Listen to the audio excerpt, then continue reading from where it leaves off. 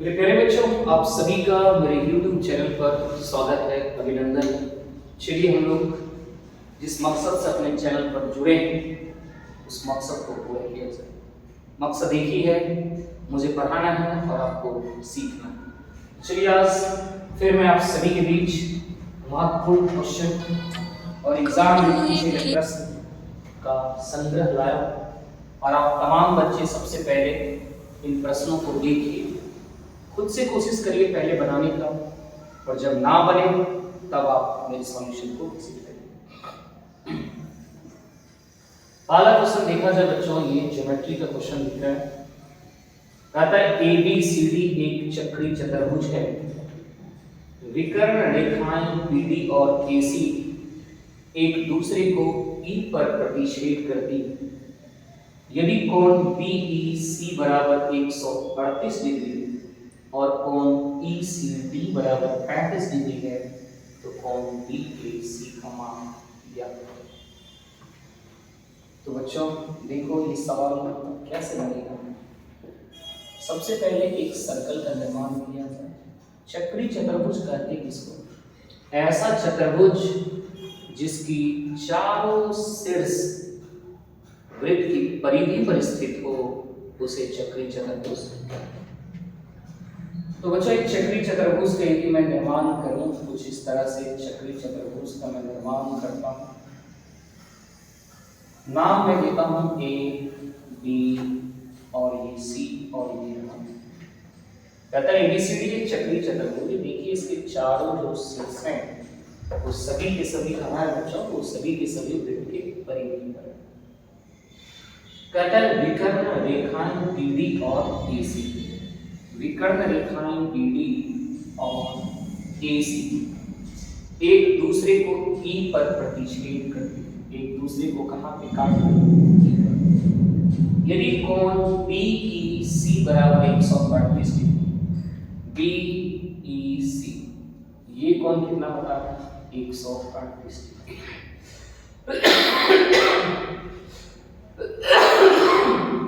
कोण BEC बराबर 138 और कोण ECD बराबर 35 डिग्री। ECD और ये कोण कितना बता रहा है बच्चों? 35 डिग्री, 35 डिग्री। तो कहता है कोण BAC का मान ज्ञात करें। कोण BAC यानी इस कोण का माप आपको बताना है, राइट? तो बच्चों देखो कैसे पता किया जा सकता है। ध्यान से देखो, ये कोण 138 है, ये टोटल कोण 180 होगा। आपको पता है लाइन के एक तरफ ये टोटल कोण कितना बनेगा? 180 डिग्री बनेगा। यानी यदि ये 138 है तो इतना सा कोण कितना होना चाहिए? तो आप कहेंगे 42 डिग्री, क्योंकि 42 और 38 मिलके 180। अब यदि ये कोण आपका 42 है, ये कोण 35 है, तो इस त्रिभुज में चले आप EDC, त्रिभुज EDC में आप ये कोण तो बता ही सकते हैं क्योंकि तीनों कोण मिलके 180 होना चाहिए। तो 42 और 35 जब जोड़ेंगे बच्चे तो वो कितना होना चाहिए? वो आ रहा है आपका 77। ये दोनों मिलके 77 है, तीनों मिलके 180 होना चाहिए। यानी ये कोण कितना होना चाहिए? 180। कंफर्म? बच्चों एक थ्योरी है, आप लोग जानना क्या है थ्योरी है, थ्योरी ध्यान से सुनो। जैसे वृत्त की कोई भी जीवा लीजिए, कोई भी जीवा लीजिए। अब जीवा जानते हैं किसको कहते हैं? वृत्त की परिधि पर किसी भी दो बिंदु को मिला दिया जाए उस लाइन को क्या कहा जाता है? जीवा कहा जाता है। जीवा के द्वारा एक ही ओर परिधि पर बने गए कोण सारे के सारे आपस में क्या होते हैं?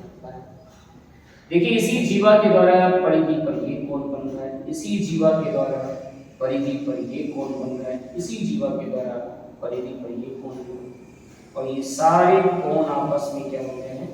बराबर। जरा BC जीवा को गौर करिए तो BC जीवा के द्वारा परिधि पर बना गया कोण 103, उसी BC जीवा के द्वारा परिधि पर बना गया कोण 103, ये दोनों कोण आपस में बराबर होना चाहिए। आपसे पूछ रहा था कोण BAC का मान बताइए, कोण BAC बराबर कितना 103, यानी आंसर कौन सा होना चाहिए। उम्मीद करते हैं बच्चों आप इस सवाल को बहुत अच्छे से समझ पाए। चलिए अगला क्वेश्चन देखते हैं और इस क्वेश्चन को सबसे पहले आप खुद कोशिश करेंगे बनाने का, और जब ना बने तब आप इस सॉल्यूशन को रिसीव करेंगे। सुरभि ने एक वस्तु को अंकित मूल्य पर 12% छूट पर 176 रुपये में बेचा।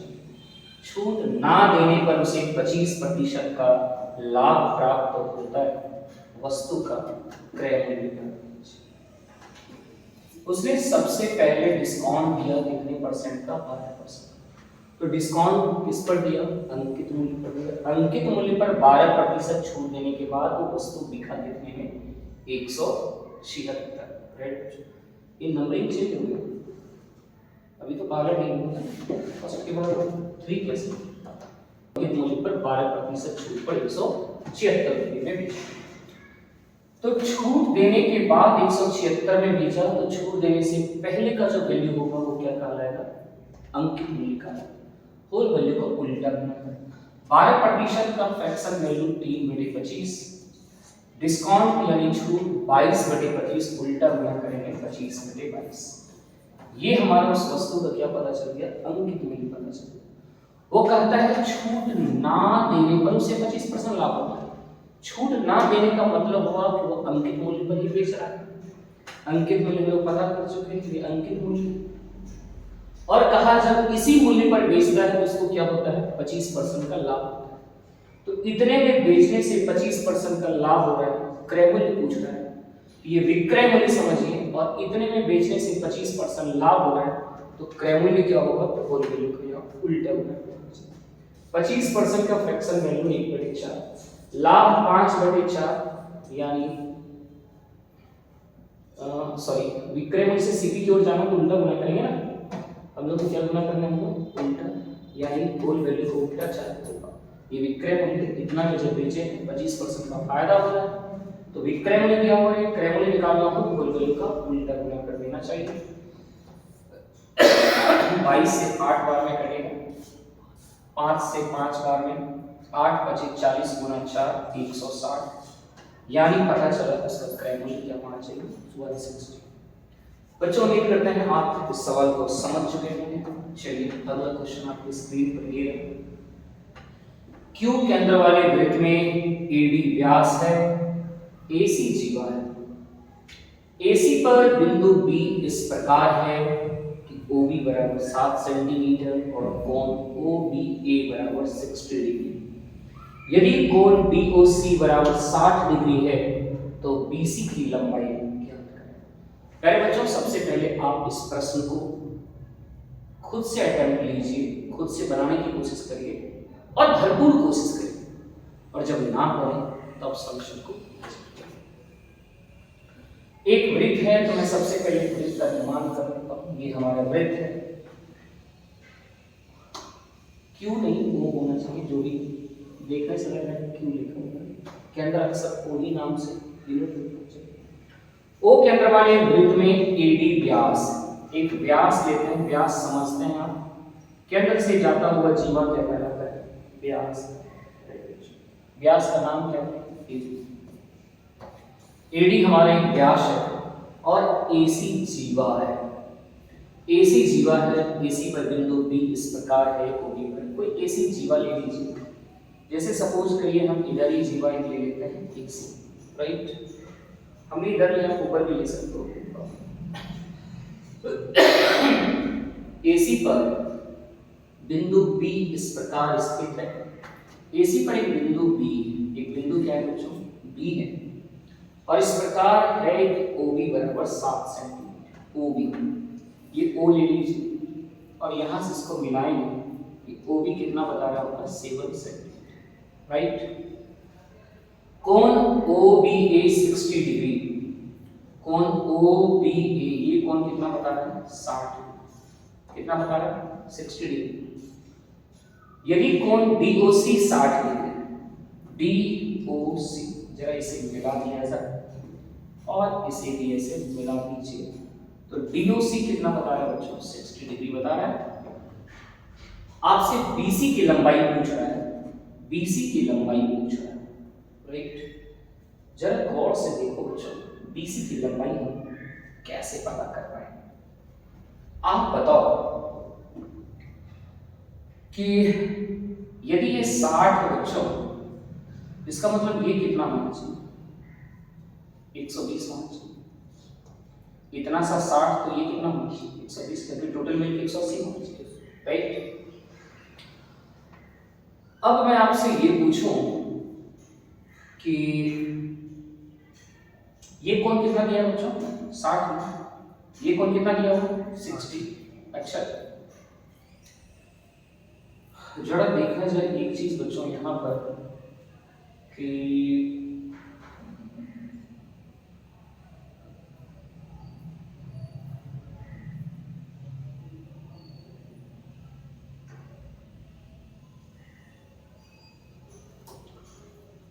बच्चों OC और OA गौर करना, दोनों तो त्रिज्या है। OC और OA दोनों क्या है? त्रिज्या है। यानी OC और OA दोनों तो बराबर होगा। इसका मतलब ये कोण और ये कोण दोनों बराबर होना चाहिए। बोलिए। Yes sir. ये कोण और ये कोण दोनों आपस में क्या होगा? बराबर होगा, होना चाहिए। यदि ये भुजा और ये भुजा बराबर है तो जिस तीसरी भुजा के साथ कोण बनाएगा दोनों तो बराबर होता है। अब आप इस ट्रायंगल में यदि जाते हो, इस ट्रायंगल के लिए देखिए, ये बहिष्कोण है, बाह्य कोण है। इस एंगल का ये बाह्य कोण है कि नहीं? yes, यानी ये 60 जो है, ये कोण और ये कोण के योग के बराबर होना चाहिए। यदि ये कोण और ये कोण दोनों बराबर है और दोनों मिलके 60 होना चाहिए, इसका मतलब ये 30 होना चाहिए, तो ये भी 30 होना चाहिए, राइट बच्चों। यदि ये 120 है और ये 30 है तो ये कितना होना चाहिए? बोलिए। 30 ही होना चाहिए। ये भी कितना होना चाहिए? 30 होना चाहिए। तो ये कोण और ये कोण बराबर हो गया। ये कोण और ये कोण क्या है? बराबर है। इसका मतलब ये भुजा और ये भुजा भी दोनों बराबर हो गए। और जब ये भुजा और ये भुजा बराबर हो गए, देख रहे हैं ना बच्चे, ये इसके साथ 30 डिग्री और ये भुजा इसके साथ 30 डिग्री, यदि ये दोनों कोण बराबर है, इसका मतलब ये दोनों भुजा बराबर हो, यानी ये OB 7 है, इसका मतलब BC भी हमें कितना मिल गया? 7 मिल गया। यानी आंसर बहुत अच्छा सवाल, सोचने के लिए दिया है बच्चों। ज्योमेट्री में सोचना ही पड़ता है। किसी और एंगल से आप सोचेंगे तो दूसरे एंगल से भी आ सकता है, ऐसी कोई बात नहीं, बट सोचने सीखिए। ज्योमेट्री में जब तक सोचेंगे नहीं, ज्योमेट्री कभी भी आपके पल्ले पड़ने वाला नहीं। चलिए, और ये देख लीजिए SSC सीजन टायर 1 यानी 2021 का सवाल है बच्चों। चलिए, यानी प्री में क्वेश्चन पूछा गया होगा। अगला क्वेश्चन ये देखिए, A एक कार्य को 15 दिन में कर सकता है, B A से 25% अधिक कुशल है। B जो है वो A से 25% अधिक कुशल है। क्या इसका मतलब? इसका मतलब क्या होगा बच्चों? यानी A की क्षमता 100 है, तो इसकी क्षमता कितना होना चाहिए? 25 25 25 दोनों की क्षमता पता चल रही है। हमने क्या पता कर लिया? दोनों की एफिशिएंसी यानी क्षमता, राइट। A एक कार्य 15 दिन में कर सकता है, तो 15 दिन में एक कार्य कर सकता है। A की क्षमता 4 है, तो 15 दिन में कितना किया होगा? 4 गुना 15 यानी 60। यानी टोटल काम वहां 60 होगा। कहता है दोनों ने 4 दिन तक एक साथ कार्य किया, तो दोनों मिलकर 4 दिन करेगा, तो दोनों की कुल क्षमता 5 4 9, तो 9 क्षमता से 4 दिन में 9 चौके 36 काम कर लिया हो। टोटल में से जितना काम हुआ उसको माइनस कर दिए, तो ये हमारा शेष काम बचा। कहता है शेष कार्य को C ने 8 दिनों में पूरा। यदि इस कार्य को C नाम का व्यक्ति है जो 8 दिन में पूरा कर दिया, तो 8 से यदि मैं भाग लगा दूं, 8 दिन में जितना काम किया तो एक दिन में कितना काम किया, यदि ये पता कर लिया जाए तो उसकी क्षमता निकलती है। तो आपने 8 दिन में इतना काम, तो एक दिन में कितना काम, तो एक दिन में किया गया उसकी क्षमता निकलती। तो इतना काम उसने 8 दिन में किया, 8 से भाग लगा देंगे तो C की क्षमता निकलती। 60 - 36 बराबर 24, 24/8 यानी कितना? 3। सी की क्षमता पता चल गई। कहता है एबीसी तीनों मिलकर उस कार्य को कितने दिन में करेंगे। तो टोटल वर्क हमारे पास 60 है, टोटल वर्क क्या है 60, और तीनों मिलकर इस काम को करेगा 5 4 9 3 5, कुल क्षमता से भाग लगा दीजिए, आंसर कितना हो जाएगा 5। शायद उम्मीद करते हैं बच्चों इस सवाल को तमाम बच्चे समझ पाए। यस बच्चों, बड़े ही समझ रहे बच्चों। प्लीज यदि आप हमारे वीडियो से संतुष्ट हो पा रहे, समझ पा रहे, तो कुछ अपना कमेंट भी जरूर किया करिए, है ना। या क्या कमी रह गई उस कमी को भी हमें दिखाने की कोशिश करिए। मैं कोशिश करूंगा उस कमी को अगली बार से दूर करूं। यदि 6 अंक वाली संख्या, एक 6 अंक वाली संख्या दिया हुआ कहता है यदि ये 88 से विभाज्य है, इसका मान क्या है। तो बच्चों 88 का कोई रूल नहीं समझते हैं, कोई रूल नहीं जानते हैं हम। 88 को जरा हम 2 फैक्टर करें तो आप कहेंगे 11 गुना 8, और ये 2 अपने आप में को प्राइम होना चाहिए, सहअभाज्य होना चाहिए। सहअभाज्य नहीं होगा, सहअभाज्य का मतलब होता है कि दोनों एक साथ एक के अलावा किसी से ना कटे, राइट। यानी जो संख्या 11 से भी कट जाएगा और 8 से भी कट जाएगा वो निश्चित रूप से बच्चों 88 से कटेगा। सबसे पहले मैं चाहूंगा कि 8 का नियम देखा जाए। तो 8 का नियम से हम y को सेलेक्ट कर पाएंगे। 8 का नियम एक अंतिम 3 अंक यदि 8 से कट जाए तो पूरी संख्या 8 से कट जाए। तो बच्चों 2 3 y है। आप इसमें सोचो कि 8 से भाग लगाएंगे तो 8 दूनी 16, यानी क्या बनेगा 7। अब यहां से कौन सा अंक आप उतारिएगा जिससे वो 8 से कट जाएगा, तो आप कहोगे कि 2 8 9 12, राइट। और तो कुछ नहीं बच्चों, यानी समझ में आ गया। तो y का वैल्यू हमारे क्या है, तो y हमें सिलेक्ट करेगा क्या है, तो y का मान पता चला। अब इस नंबर को 11 से भी कटाना है, तो 11 का नियम आप जानते हैं बच्चों, अल्टरनेट अंकों का योग आपस में क्या होना चाहिए, बराबर होना चाहिए। अल्टरनेट अंकों का योगफल आपस में क्या होना चाहिए, बराबर होना चाहिए। आइए 5 से शुरुआत करें तो 5 4 9 9 3 12, एक अल्टरनेट हमें ये मिल गया। अब जो छूटा उस सभी को जोड़े तो x plus 2 plus y, y भी 2 है तो 2 2 4 4 प्लस x, 4 प्लस x, यानी ये दोनों क्या होना चाहिए, बराबर होना चाहिए, तभी जो है वो 11 से कटेगा। इसका मतलब यहाँ से x का वैल्यू हमें क्या मिल रहा है 8। x भी पता चल गया, y भी पता चल गया। हमें 5x माइनस 8y का वैल्यू पूछा है। 5x का वैल्यू 8 और 8 गुना y का मान 2, यानी 40 माइनस 16, सही है ना बच्चों। यस सर, 40 माइनस 16 यानी कितना बताओ 24। आंसर कौन सा होगा, राइट। उम्मीद करते हैं बच्चों आप इस सवाल को समझे हो निश्चित रूप से। आइए अगला क्वेश्चन फिर आप देखिए स्क्रीन पर क्या है।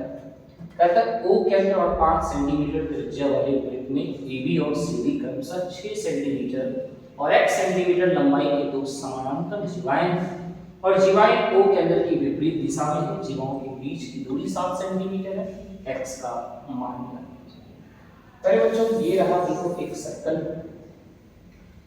इसका केंद्र O है ना, और त्रिज्या उसका 5 बता है। AB और CD क्रमशः कर इसकी 2 जीवाएं, और जो दोनों जीवाएं हैं वो कहते हैं केंद्र के विपरीत दिशा में। किधर है वो, विपरीत दिशा। यदि मान लिया जाए बच्चों ये हमारा केंद्र है, तो एक आपका जीवा इस ओर है, एक जीवा कहां होना चाहिए, इस ओर होना चाहिए। दोनों केंद्र के विपरीत दिशा में, और दोनों के बीच की दूरी बता रहे कितना 7 सेंटीमीटर, राइट। एक जीवा यदि मैं इसे AB नाम दे दूं और दूसरे का नाम क्या दे रखा है C, कहता है AB की लंबाई है कितना 6 और इसकी लंबाई कितना x, और आपसे x का ही वैल्यू पूछ रहा है। बच्चों इस जीवा से यहां और यहां से यहां दूरी है ना, दोनों के बीच की दूरी ले लेते हैं, है ना। दोनों जीवाओं के बीच की दूरी कितना बता रहा है 7, यानी यहां से यहां टोटल कितना बच्चों 7। आपको पता होगा कि ये जो दूरी होता है ये लंबवत दूरी, ये दूरी कौन सा लंबवत। बच्चों यहां से यहां इसको मिला दीजिए एक बार, और यहां से यहां इसको मिला दीजिए। आप बताइए केंद्र से जब परिधि को मिलाते हैं त्रिज्या कहा जाता है। त्रिज्या कितना दे रखा है? 5। त्रिज्या कितना है? 5। और आप जानते हैं कि केंद्र से जब जीवा पे ये लंब, ये क्या है बच्चों? लंब, लंबवत दूरी है, नहीं सही है। केंद्र से जब जीवा पे लंब डालते हैं, ये जीवा 2 बराबर पार्ट में कट जाता है, मतलब ये 3 होगा, ये भी कितना होगा? 3, राइट। आप बताओ इस त्रिभुज में यदि मैं चलूं तो ये समकोण त्रिभुज है, समकोण त्रिभुज में 3 4 5 ट्रिपलेट आपको याद होगा, या फिर ये कर्ण हो गया, ये आधार हो गया, आप लंब निकाल सकते हैं फॉर्मूला से। लेकिन बड़ा ही सिंपल डाटा है, यानी इसका वैल्यू कितना हो जाएगा? 4। 3 4 5 समकोण त्रिभुज की भुजा होगी। अब यहां यदि मैं आऊं तो ये भी तो त्रिज्या है, केंद्र से पड़ेगी, जहां भी टच होगा वो त्रिज्या ही कहलाएगा, यानी ये लंबाई भी 5, राइट बच्चों।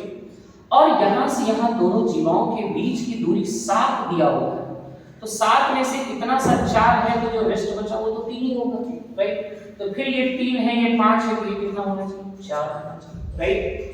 यानी यहां से यहां की लंबाई 4, यहां से यहां की लंबाई भी 4 ही होनी चाहिए। आपसे ये टोटल लंबाई पूछा है, टोटल लंबाई यानी 4 दूनी 8, यानी x का वैल्यू कितना है? तो उम्मीद करते हैं बच्चों आप इस सवाल को समझ पाए, राइट बच्चों। चलिए अगला क्वेश्चन देखते हैं, 8वां क्वेश्चन। एक रेलगाड़ी पहले 75 किलोमीटर की दूरी एक निश्चित एक समान चाल से तय करती है और अगले 90 किलोमीटर की दूरी समान चाल से 10 किलोमीटर प्रति घंटा अधिक की औसत चाल से तय करती है। यदि यात्रा को पूरा करने में 3 घंटे का समय लगता है तो सामान्य चाल से रेलगाड़ी को 300 किलोमीटर की दूरी तय करने में कितना समय लगेगा? तो देखो बच्चों, सबसे पहली बात क्या है, यदि आप इसको पूरी कॉन्सेप्ट से आप बनाना शुरू करोगे, आप कहोगे कि 75 को माना हो, उसकी जो रियल चाल की यानी एक समान चाल मान लिया जाए, निश्चित एक समान चाल उसका क्या है, मैं मान लिया x, तो 90 को फिर वो 10 ज्यादा से चला यानी x प्लस 10 के स्पीड से चला, और इस तरह से उसे टोटल टाइम कितना लग रहा है बच्चों? टोटल टाइम बता रहे हैं कितना लग रहा है? 3 घंटे में पूरा करना। इसको जैसे ही आप सॉल्व करेंगे द्विघात समीकरण का रूप लेगा और आप पूरा राइट बच्चों। और यहाँ पूछे तो सामान्य चाल से रेलगाड़ी को 300 किलो दूरी तय करने में कितना समय? तो मुझे लगता है कि इस तरह से जब आप बनाओगे थोड़ा सा लेंथी हो जाएगा। मैं समझता हूँ कि इस क्वेश्चन को आपको ऑप्शन से हिट करना चाहिए। कई क्वेश्चन कंपटीशन में बच्चों आपको ऑप्शन से दिमाग लगाना चाहिए, ये सभी को यदि कॉन्सेप्ट से बनाएंगे तो बहुत प्रॉब्लम। आइए इस क्वेश्चन को मैं ऑप्शन से बनाने की कोशिश करता हूँ, देखता हूँ कैसे बनेगा। देखो कहता है सामान्य चाल से रेलगाड़ी को 300 किलोमीटर की दूरी तय करने में कितना समय लगेगा, यानी ये जो समय दिया है वो रेलगाड़ी की वास्तविक चाल से 300 किलोमीटर दूरी तय करने का समय का ऑप्शन दिया है। मैं सबसे पहले ऑप्शन ए को चेक करता हूँ। 300 किलोमीटर को यदि 5 घंटे में तय कर लिया, 300 किलोमीटर को यदि 5 घंटे में तय कर लिया, इसका मतलब उसका स्पीड क्या होगा? 60 किलोमीटर पर आवर होना चाहिए बच्चों, क्योंकि 4 बराबर दूरी में समय होगा। अब देखते हैं कि ये डाटा जो इससे पहले का डाटा दिया गया है उसको संतुष्ट कर पाता है या नहीं। आइए, उसने कहा 75 को तो अपनी वास्तविक गति से चला था, यानी 75 को उसने किस गति से चला होगा? 60 की गति से। फिर कहता है जो 90 दूरी है उसने 10 बढ़ा के चला, तो 10 बढ़ाएंगे तो 60 में 10 बढ़ाएंगे तो कितना हो जाएगा बच्चों? 70। इस दोनों को सॉल्व करने से यदि 3 आ जाता, यदि इस दोनों को सॉल्व किए और टोटल टाइम 3 घंटा आ गया, इसका मतलब हमारा डाटा पूरी तरह से संतुष्ट है। इसे सॉल्व करें तो 15 × 75 15 × 24 60। आप बताओ ये 5/4 9/7 कभी विद्युत के 3 आएगा बच्चों? नहीं आएगा। आप इसे सॉल्व करके देख लो, नहीं कटने वाला है या नहीं बच्चों? ये आपका 3 वैल्यू देने वाला नहीं है, यानी समझ गए ये ऑप्शन हमारा नहीं है। यदि आप इस ऑप्शन को चेक करो तो देखते हैं 300 को यदि दूरी तय करने में 6 घंटा लगा, इसका मतलब उसका स्पीड कितना होना चाहिए? 50। तो 50 लेके चेक करते हैं। 75 को 50 की गति से और जो दूसरा 90 है उसमें 10 बढ़ा दिया तो 50 10 कितना हो जाएगा बच्चों? 60 हो जाएगा। 25 किया 75, 25 दूनी 50 और ये 30 किया 90, 30 दूनी, और इस दोनों को जोड़ने से क्या 3 हो रहा है निश्चित रूप से, जब बेस समान ऊपर जुड़ेगा 3 3 6 6/2 यानी 3, यानी निश्चित रूप से आंसर कौन सा होना चाहिए? जी, यानी ये पूरी तरह से डाटा को संतुष्ट करते हैं। बच्चों आपको मैं समझा रहा हूं आराम से, लेकिन यदि आप सीखे हुए रहेंगे तो बहुत फास्ट गति से आप सवाल को चेक कर पाएंगे, वक्त नहीं लगेगा। चलिए अगला क्वेश्चन देखते हैं बच्चे। अगला प्रश्न आपका क्या है? कहता है एक माँ और उसकी बेटी की वर्तमान आयु का अनुपात 7:1 है। 5 वर्ष बाद यह अनुपात 4:1 हो जाएगा। उनकी वर्तमान आयु में अंतर है। एक माँ, एक मदर और उसकी एक बेटी यानी डॉटर, दोनों का वर्तमान रेशियो दिया है 7:1। फिर कहता है 5 वर्ष बाद, कितने वर्ष बाद? 5 वर्ष बाद इन दोनों के बीच का रेशियो कितना हो जाएगा? 4:1। और ये वर्तमान हो चुकी है, वर्तमान। आप बताओ वर्तमान से 5 वर्ष बाद जाने में दोनों में 5-5 जुटा हो, और जब दोनों में 5-5 जुटा है तब चेक करिए कि क्या रेशियो में समान वृद्धि हुआ है, नहीं हुआ। तब क्या करिए, इसके डिफरेंस को यहाँ, इसके डिफरेंस को यहाँ मल्टीप्लाई करिए। इसका डिफरेंस 6 है, 6 चौके 24, 6 का 6। इसका डिफरेंस 3 हो रहा है, 3 से मल्टीप्लाई करिए, 3 से 23, 3 का। अब चेक करो बच्चों, देखो यहाँ भी 3 की वृद्धि और यहाँ भी 3 की वृद्धि। कहेंगे रेशियो में 3 की वृद्धि, जबकि वर्ष में कितना का वृद्धि? 5 का, राइट? तो आपसे पूछ क्या रहा है? पूछ रहा है उनके वर्तमान आयु में अंतर बताइए। वर्तमान आयु में अंतर, रेशियो में अंतर कितने का? 21 और 3 का अंतर कितना बच्चों? 18। कितने का? 18। इधर देखिए 6 गुना हुआ, इधर भी 6 गुना कर दीजिए 30, या यहाँ से कौन सा 3। सही है बच्चों? तो ये था सवाल आपका किसका? ये था सवाल आपका एज का, है ना? एज से भी सवाल निश्चित रूप से पूछता ही रहता है। नोट उम्मीद करते हैं बच्चों आपको समझते हैं, राइट? चलिए अगला क्वेश्चन देखते हैं। ये अलजेब्रा का क्वेश्चन है। कहता है यदि x + y + z बराबर 2 और xy + yz + zx बराबर -11, तो x स्क्वायर नहीं, यहाँ बच्चों x क्यूब होगा। क्या होगा? x cube + y cube + z cube minus 3xyz का मान ज्ञात करें, राइट? देखो बच्चों, आपके पास x + y + z बराबर कितना दिया है और क्या दिया है? तो आपको xy + yz + zx, राइट? और ये कितना दिया है? माइनस। आपके पास दो इक्वेशन, दो समीकरण है, राइट? और वेरिएबल कितना है बच्चों? तो 3। समीकरण 2, वेरिएबल 3। जितना एक्स्ट्रा वेरिएबल है, वेरिएबल एक एक्स्ट्रा जा रहा है, तो जो एक्स्ट्रा वेरिएबल हो उसको क्या करना चाहिए? 0 बना लेना चाहिए। उसको क्या करना चाहिए? 0 मान लेना चाहिए, राइट बच्चों? सवाल बेहद आसान हो जाता है। तो जैसे ही आप तीसरा वेरिएबल यानी z को 0 करेंगे, दैट मींस इसकी कहानी खत्म हो जाएगी। फिर ये भी कट जाएगा और ये भी कट जाएगा, यानी x + y बराबर आपको 2 मिला और x * y बराबर आपको -11 मिला। और आपसे जो पूछ रहा है x³ + y³ + z³ - 3xyz, जैसे ही z 0 हुआ तो ये भी तो 0 हो जाएगा, ये भी 0 हो जाएगा। मतलब आपको बच्चों x³ + y³ का बस वैल्यू निकालना है, राइट? तो आइए x³ + y³ का वैल्यू को फार्मूला आपको याद होना चाहिए, a + b का whole cube -3ab * a + b, यही तो फार्मूला होता है बच्चों। आप इसमें वैल्यू बैठा दो, सारा चीज पता है। x + y आपके पास कितना है? 2 का क्यूब -3 गुना xy क्या आपका -11 और x प्लस क्या है 2। ये हो गया 8 और माइनस माइनस प्लस 33 दूनी कितना बच्चों 66, 66 और 8 मिलके कितना 74, यानी आपका आंसर बहुत समझ जाएगा 70, राइट? तो उम्मीद करते हैं बच्चों आप आज के इस 10 प्रश्नों को आप समझ पाए होंगे, सीख पाए, राइट बच्चों? ऐसे ही आप मेरे साथ हमेशा जुड़िए और मेरे वीडियो को अंत तक जरूर देखिए, जिससे आपको निश्चित रूप से फायदा होगा। हमेशा आपके बीच में लेटेस्ट एग्जाम के क्वेश्चन को लाता रहूंगा और आप एक एक क्वेश्चन से जो कुछ भी नॉलेज गेन कर पाते हैं उसकी कॉपी बनाइए, नोट्स बनाइए, जिससे आप अगले दिन जब आप वीडियो देखें शायद आपसे कुछ क्वेश्चन बन पाए। तो ऐसे ही मेरे साथ हमेशा जुड़े रहिए बच्चों। Thank you very much.